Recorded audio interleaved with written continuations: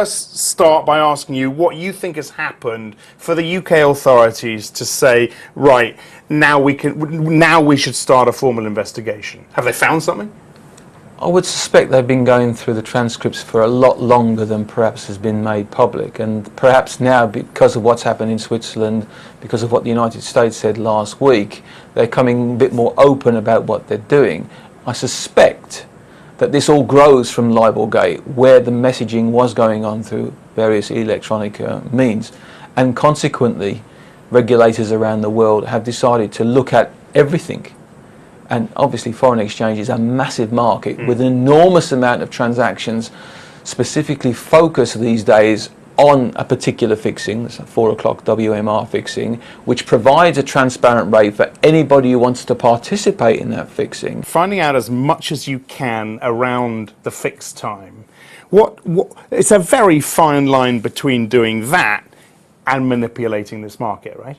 I think it is a very fine line, and what was possibly accepted practice in the past is not necessarily going to be accepted going forward, and retrospectively may be frowned upon. But essentially, if you look at the WMR fix in particular, the rate is fixed transparently based on the activity that occurs 30 seconds before 4 o'clock and 30 seconds after 4 o'clock. And you as a trader would want to find out, as I said, as much as you can around the fix. Now you do wonder whether people have taken it a bit further, because the growth in these fixings has been astronomical in recent years. Whether people, and I'm talking tall poppies here, not junior traders, right, have possibly been saying, hang on a second, my bank's got an enormous amount of risk here, wouldn't it make sense for me to try and ascertain what the overall interest is? Now, I find that very difficult to believe. Would it surprise you that this sort of manipulation, collusion was going on? I think you have to also take the step from this idea of trying to find out the lay of the land, if you will, to possibly the manipulation. So, well, actually gets people possibly passing specific information, which frankly is totally unethical,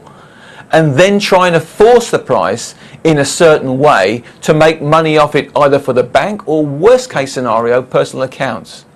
Now, are you asking me, do I think it's realistic? I'm asking you whether it would surprise you that either of those things were happening. No, not at all, because essentially it has been an unregulated market.